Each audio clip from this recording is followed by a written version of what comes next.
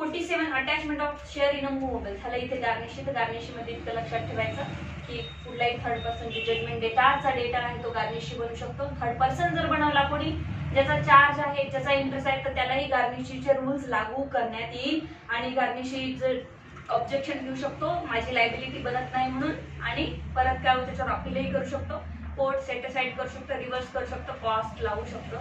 एवढंच गार्निशीचं महत्वाचं आहे. फक्त गार्निशीचं सेक्शन लक्षात, रूल लक्षात ठेवा. ऑर्डर 2146A प्रिलिम्स मध्ये विचारतात. ठीक आहे. आणि हु इज अ गार्निशी असंही म्हणू शकतं. प्रिलिम्स मध्ये विचारू शकतं की who is a garnishee. Garnishee is a judgment debtor. ठीक आहे. 47 attachment of share in movables. आता एखादी मूवेबल प्रॉपर्टी आहे त्याच्यात म्हटलं शेअर अटॅच करायचा तुम्हाला. कसा? एखादी कार आहे, आकाशनी आणि माधवीने विकत घेतलेली आहे. आता दोघांचा 50% शेअर आहे. दोघांचा 50% शेअर मधून एकाची प्रॉपर्टी, एकाचा शेअर अटॅच करायचा तुम्हाला. ठीक आहे. अशा प्रकारचे attach of A share, attachment of a share in a movables where the property to be attached consists of a share or interest of a judgment data in a movable property belonging to him and another as a co-owners. दोघं काय आहे? त्या कारचे co-owners आहेत. The attachment shall be made by a notice to the judgment data prohibiting him from transferring the share or interest of a charging it in any way. एक notice पाठवायची तुम्हाला judgement डेटरला, ज्याची प्रॉपर्टी मधला share attach करायचा आहे त्याला, की तुम्हाला आता प्रॉपर्टी ही ट्रान्सफर करता येणार नाही कुणालाही गिराईक पर्सनला. ठीक आहे. Charging it in any way means तुम्ही आता त्याच्या कुठल्याही प्रकारचा चार्ज बनवून ठेवू शकत नाही. तुम्ही प्रॉपर्टी ट्रान्सफर करू शकत नाही. हा चार्ज जो आहे ना तो टीपी मधला चार्ज आहे. चार्ज म्हणजे कसं? आता माधवीचा आणि तुझं जे कार मध्ये शेअर होता, तर माधवी काय म्हणते, माझ्या प्रॉपर्टीचं जो शेअर आहे ना तो आफ्टर अटॅचमेंट, कोर्टाची ऑर्डर आल्यानंतर आफ्टर नोटीस, आता मी हा ना माझ्या बहिणीला याचं नॉमिनी करू. कळलं का? बहिणी काय होतात, बहीण आता त्याच्यावर चार्ज करते आहे, किंवा मी कोणाला तरी ट्रान्सफर करू शकत नाही. यस, आता काहीच करू शकत नाही तुम्ही एकदा कोर्टाची नोटीस आल्यानंतर. कोण? पर्टिक्युलर जजमेंट डेटा, पर्टिक्युलर त्याच्या शेअर, म्हणजे माझं शेअर नाहीये हे दाखवण्यासाठी दुसऱ्याला कोणाला चार्ज करू शकत नाही आता. ठीक आहे. Attachment of a salary or allowances of a servant of the government of railway company or local authority. तर इथे 60I मध्ये पण होतं ते, तिथे पण आपण महत्त्वाचं नाही सोडून दिलं. गव्हर्नमेंट आहे, गव्हर्नमेंटचे एम्प्लॉईज आहे, त्यांची सॅलरी आता गव्हर्नमेंट सर्वंटची आपल्याला काय करायची आहे, अटॅच करायचे. तर सेम म्हटलंय की जे काही वेजेस आहे, जे अलाउन्सेस आहे ते सोडून तुम्ही अटॅच करू शकता बाकी सगळं. एवढं मोठं बातम्याची काही गरज नाही. ठीक आहे. ए मध्ये बघूया काय आहे ते. Where such salary or allowances are to be disbursed within the local limits to with the court for the time being, next in the officer of the person whose duty it is to disburse the same shall be the polled and remit to the court to amount due under the order or a monthly installment as the case may be. त्यांना notice द्यायची तुम्हाला की तुमची salary आम्ही attach करतो आहे, कशानुसार करतो, पण सीपीसी नुसार अटॅच करायची तुम्हाला 60 मध्ये सांगितलं आहे, सेक्शन 60 मध्ये तशाप्रमाणे. आणि तुम्हाला डिस्बर्स करायची म्हणजे काय, ती किती अटॅच करायची प्रॉपर्टी तुम्हाला कोर्टामध्ये सांगायचं आहे. बस इतकं काही याच्यामध्ये महत्वाचं दिसेल. 48A attachment of A salary allowances of A private employees. आता प्रायव्हेट एम्प्लॉईजचं सांगितलं आहे की अटॅचमेंट त्याची सॅलरी कशी करायची प्रायव्हेट एम्प्लॉईज. जर प्रायव्हेट एम्प्लॉई असेल तर त्याच्या ऑफिसर कडून तुम्ही घेऊ शकता. ठीक आहे ना. आता गव्हर्नमेंट सर्वंट होता, त्याची सॅलरी किती आहे हे माहीत करायचं असेल तर तुम्हाला काय करणार तुम्ही, हे बघा 48 सेक्शन जो रूल आहे तो काय म्हणतो डायरेक्टली, जर तुम्ही स्टेट गव्हर्नमेंटचा एखादा शिक्षक आहे स्टेट गव्हर्नमेंटचा, तुम्हाला त्याची सॅलरी अटॅच करायची आहे, सॅलरी अटॅच करायची, मात्र तो पैसे देत नाही आहे स्वतःहून, मग तुम्ही काय करणार हो, स्टेट गव्हर्नमेंटला एक ऍप्लिकेशन करणार की सर यांची प्रॉपर्टी आम्हाला या मॅटरमध्ये अटॅच करायची आहे. स्टेट गव्हर्नमेंट सरळ त्याला अर्ध पेमेंट पाठवणारच नाही जेवढी त्याची प्रॉपर्टी अटॅच केली. त्याच्या बँकेत 50,000 पेमेंट होतं, त्याला 25,000 येणारच नाही. 25,000 कुठे जाईल, कोर्टात जाईल. कळलं तुम्हाला. हे होतं गव्हर्नमेंटचं 48A मध्ये म्हटलंय की जर प्रायव्हेट एम्प्लॉईची अटॅचमेंट करायची असेल तर त्याच्या कंपनीत जाल, तुम्ही सॅलरी सर्टिफिकेट काढणार, जो कोणी कंपनीचा सीईओ आहे, मॅनेजर आहे, त्याला काय म्हणणार हो, याचं पेमेंट जेव्हा टाकता तुम्ही 50,000 तर 25,000च त्याला द्या, 25,000 आम्ही अटॅच करतोय, तिकडून तिकडेच तुम्हाला अटॅच करतो. ठीक आहे. मेंटेनन्स सुद्धा आजकाल असंच होतं, मेंटेनन्सची ऑर्डर जी येते ती पेमेंट मधून सरळ त्या अकाउंटमध्ये, वाईफच्या अकाउंटमध्ये चालली जाते. ठीक आहे. तर हे होतं 48A, जे की प्रायव्हेट एम्प्लॉई मध्ये डायरेक्टली ते कोर्टात जमा होणार आहे. पण प्रायव्हेट एम्प्लॉई असेल तर मग त्याच्यात कोणी मॅनेजर असेल कंपनीचा, त्याला हे लेटर देण्यात येईल कोर्टात. 49 attachment of A partnership property. तर पार्टनरशिप प्रॉपर्टीचं ही कालच बोललो आपण, पाहूया हे पण. पार्टनरशिप प्रॉपर्टी मध्ये काय सांगितलं मी तुम्हाला, पार्टनरशिप प्रॉपर्टी तेव्हाच अटॅच करता येईल समजा गार्निशिंग आहे, ठीक आहे की नाही. गार्निशिंगचा काय संबंध होतो तिथे, पार्टनरशिप गार्निशिंग जो एका पार्टनरशिप फर्म मध्ये पार्टनर आहे, तो म्हणजे मी का पर्सनल लायबल होतो 2 लाखासाठी, तर मी दुसरीकडे पर्सनल लायबल होतो. मी माझी पार्टनरशिप फर्म या तिसऱ्या मॅटर मध्ये काय घेऊन जाऊ. पार्टनरशिप फर्म जेव्हा अटॅच होते जेव्हा पार्टनरचा कुठेतरी इंटरेस्ट येतो त्याच्यामध्ये, पहिली गोष्ट. दुसरी फर्मचा कुठेतरी इंटरेस्ट येतो. म्हणजे माझे पैसे एखाद्या फर्मनी जर बुडवले तर मी अटॅचमेंटचं अप्लिकेशन डायरेक्टली फर्मवर देऊ शकते. माझे पैसे जर त्या फर्मच्या रिलेटेड एखाद्या पार्टनरनी बुडवले तर मी डायरेक्टली पार्टनरवर त्या पार्टनरशिपच्या शेअर मधून अटॅचमेंट करा प्रॉपर्टी म्हणून देऊ शकते. अदरवाईज तुम्ही कधीही कोणाची पार्टनरशिप फॉर्म डायरेक्टली कोणाच्या मॅटर मध्ये तुम्ही अटॅच करू शकत नाही, ठीक आहे.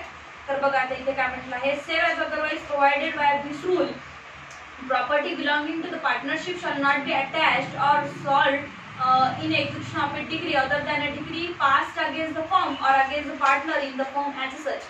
कुठेही प्रॉपर्टी पार्टनरशिपची अटॅच करता येत नाही किंवा फर्म अटॅच करता येत नाही जोपर्यंत ती डिग्री अगेन्स्ट द फर्म आहे.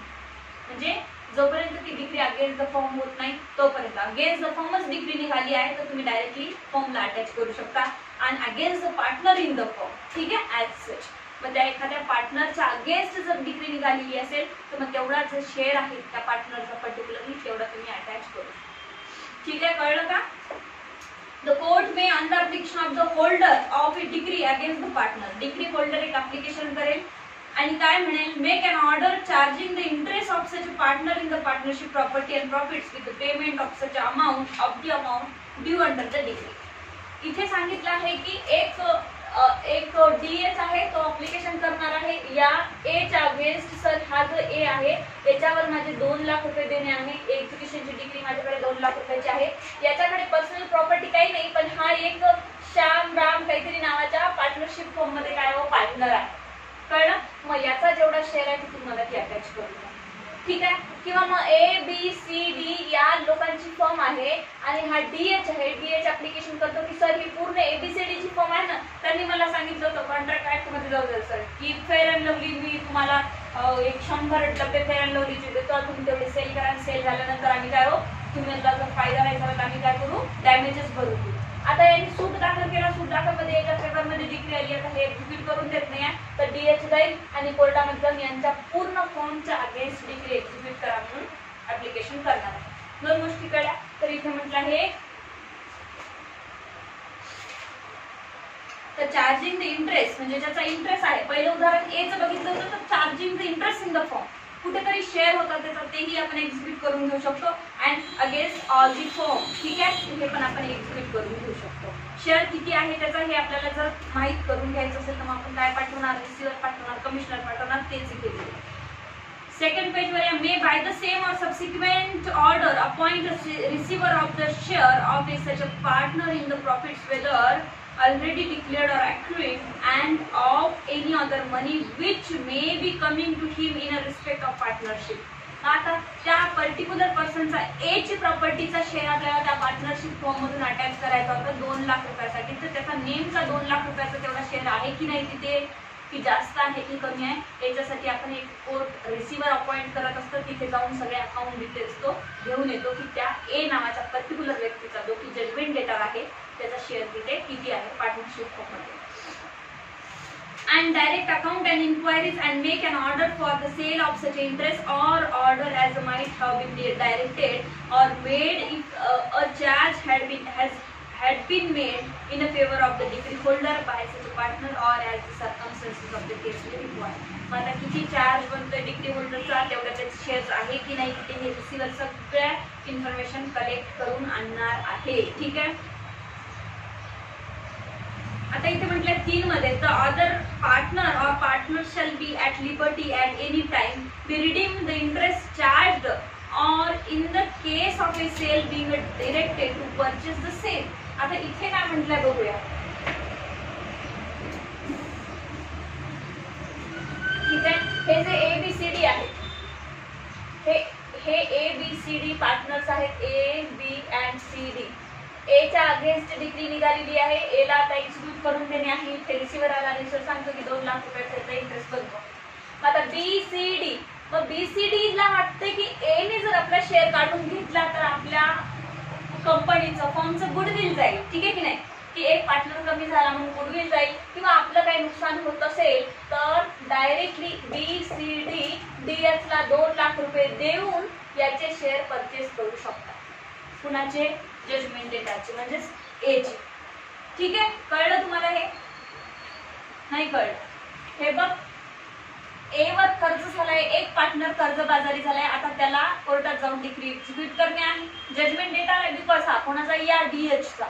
मग जेव्हा एच एकटा कर्जबाजारी झालाय पण बाकीच्यांकडे पैसा आहे पार्टनरशिप मध्ये, बी कडे आहे, सी कडे आहे, डी कडे आहे, तर मग याला तर आता याचे शेअर विकावे लागणार आहे ना 2 लाख रुपयाचे, कारण त्याच्याकडे दुसरी प्रॉपर्टी नाही आहे कोणाला द्यायला, डीएच ला द्यायला. तर मग म्हणताय की याच्याकडे अपॉर्च्युनिटी आहे. आपण त्या दिवशी पाहिलं ना, अपॉर्च्युनिटी कोणाला असते? आधी जवळच्यांना असते. ठीक आहे की नाही? मग याच्याकडे अपॉर्च्युनिटी आहे, याच्याकडे अपॉर्च्युनिटी, याच्याकडे, की हे 2 लाखाचे शेअर हे तिघं खरेदी करू शकतात. म्हणजे आपल्या पार्टनरशिप मधून नुकसान होऊ नये काही, हे खरेदी करून घेतील ए चे शेअर आणि यांना पैसे देतील. याला काय मतलब आहे का याचे शेअरची? मला तर पैसे पाहिजे. ठीक आहे की नाही? आपण पाहिले doctor of holding out partnership मध्ये पण, आणि अजून तुम्हाला सांगते डॉक्टर ऑफ होल्डिंग आउट मध्ये काय होतं, मग हा जर म्हणतो मला पैसा नाही पाहिजे, मला इथे पार्टनर करून घ्या, तर हे करून घेतील न घेतील यांच्या मनावर आहे, depend upon the other partner. ठीक आहे की नाही? मग अशा प्रकारच्या गोष्टी आहेत इथे. त्याला काय पाहिजे, पण कोर्टही याला जे पाहिजे ते रिलीफ देणार नाही. डिग्री कशाची होती? डिग्री ऑफ मनीची आहे, मनीची डिग्री आहे, तर तू फक्त मनी घे. ठीक आहे की नाही? तर पुढे every application for an order under sub rule 2 मध्ये ज्या काही ऑर्डर्स काढल्या कोर्टाने shall be served on a judgment debtor and on his partner or such of them as are within India. जर डिग्री सर्व पार्टनरच्या अगेन्स्ट असेल, म्हणजे डिग्री कोणाच्या अगेन्स्ट होती? फॉर्मच्या अगेन्स्ट होती, तर सर्व पार्टनरला मध्ये काय करावं लागणार आहे? भरून काढणार लागणार आहे. पण ही इंडियामधल्याच पार्टनरशिपच्या रूल्सला लागू होतं, दुसरीकडे नाही. मग सर्वांना नोटीस पाठवावं लागेल. याच्यामध्ये बघितलं होतं कोर्ट डिग्री सेंड करेल दुसऱ्या कोर्टाला अटॅचमेंटसाठी, तेव्हा ते कोर्ट अटॅच करू शकते 2 महिने काहीतरी, नंतर मग टाइम वाढून द्यावा लागतो असं आपण पाहिलं होतं रिसिप्ट मध्ये. तर ते अटॅचमेंट जे केल्यानंतर ते डिग्री होल्डरला भेटत नाही का? म्हणजे ते पोझिशन अटॅचमेंट कोर्ट करतं. जेव्हा सेल होतो ऑब्सोल्यूट तेव्हा डिग्री होल्डरला त्याचं पोझिशन मिळतं. अटॅचमेंट करूनही कोर्ट तुमची वाट पाहतं की तुम्ही या. ठीक आहे की नाही? प्रॉपर्टी एकदा अटॅचमेंट केल्यानंतरही कोर्ट वाट पाहतं तुम्ही या आणि सोडून घेऊन जा. एक स्पेसिफिक टाइम दिलेला आहे तुम्हाला त्याच्यासाठी. ठीक आहे की नाही? आता आहे समोर डिग्री होल्डरला सेल करून टाकतो. डिग्री होल्डरला सेल होतेच ना नंतर. ठीक आहे की नाही?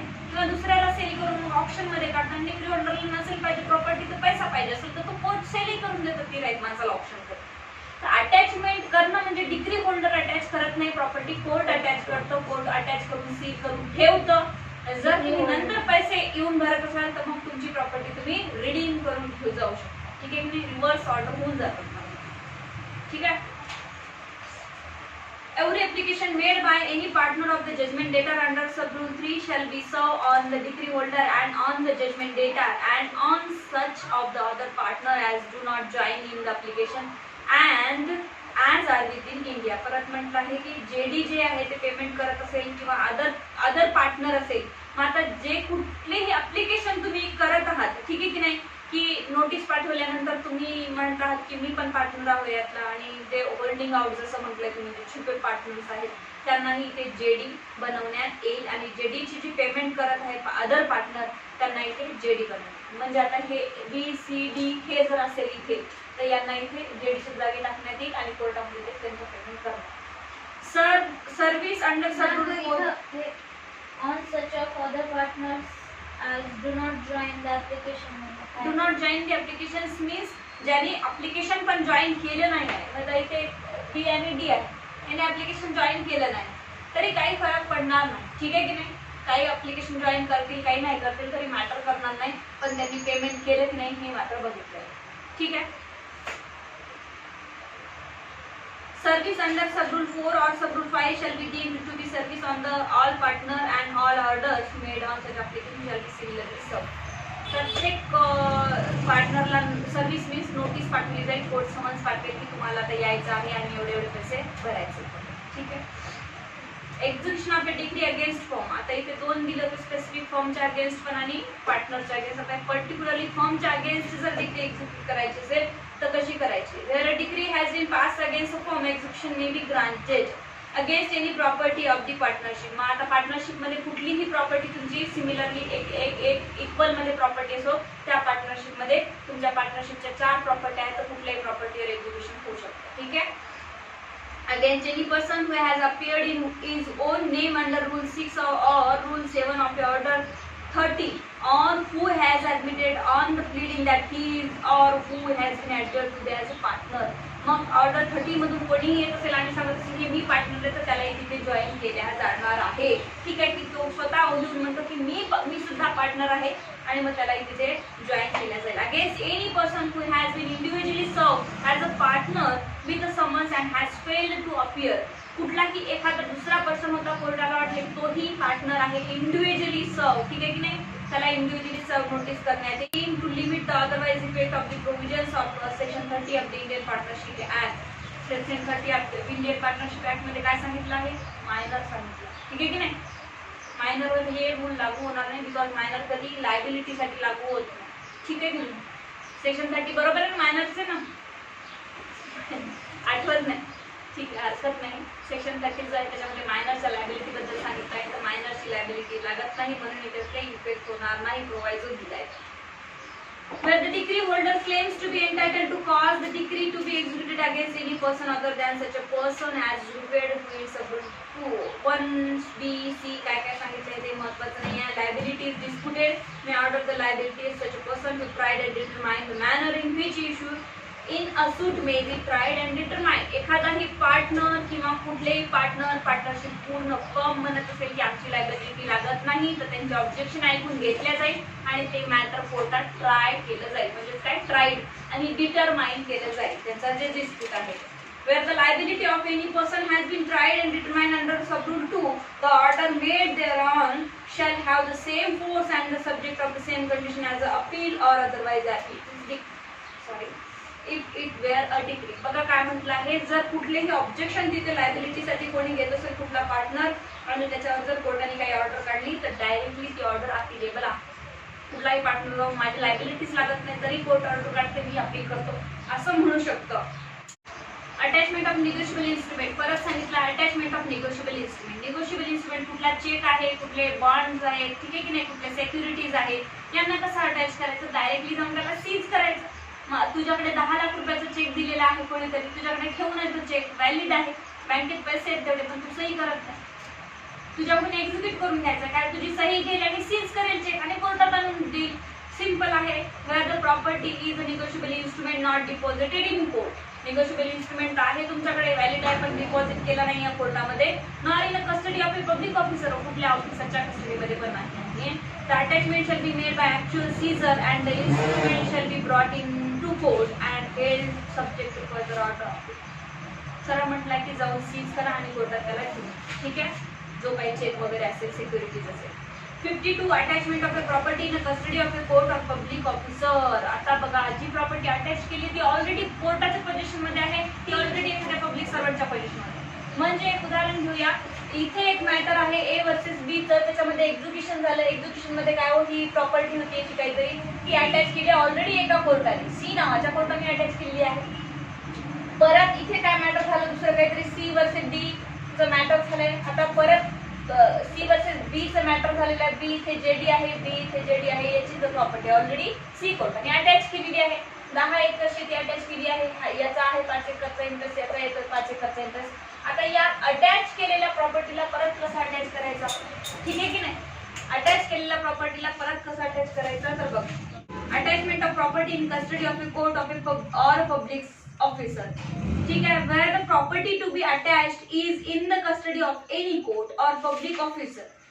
जी प्रॉपर्टी अटॅच करायची तुम्हाला ऑलरेडी ती अटॅच आहे कुठल्याही पब्लिक सर्वंटच्या, पब्लिक ऑफिसरच्या पोझिशन मध्ये आहे किंवा कोर्टाच्या पोझिशन मध्ये आहे. The attachment shall be made by a notice to such a court और officer requesting that such a property and any interest or dividend becoming payable thereon may be held subject to further order of the court from which the notice is issued.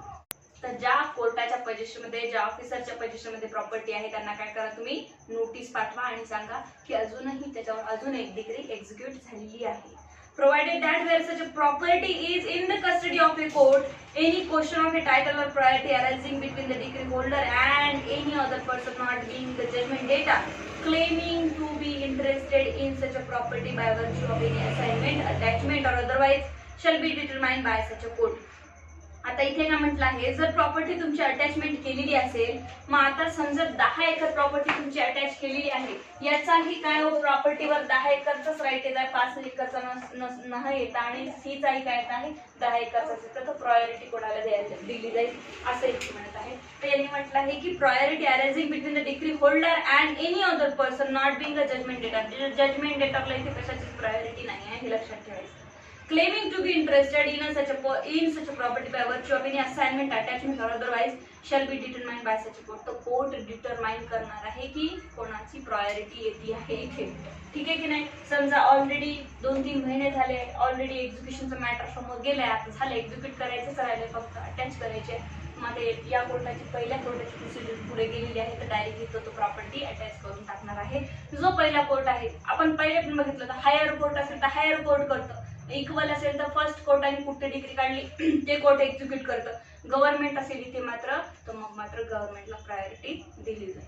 ठीक आहे. ही priority discuss कोण करणार आहे, court करणार आहे, हे कोणाच्या मनावर नाही.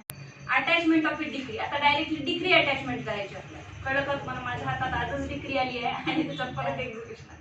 डिग्री डायरेक्टली अटॅच करायची. आता प्रॉपर्टी झालं, इमोबल प्रॉपर्टी झालं, सेल झालं, सगळं तर डिग्री, अजून काय झालं आपलं निगोशिएबल इन्स्ट्रुमेंट सुद्धा अटॅच केलं आपण. ठीक आहे की नाही. आणि प्रॉपर्टी अशी अटॅच केली की दुसऱ्याच्या पोझिशन मध्ये होती. आता आलो आपण डिग्रीवर.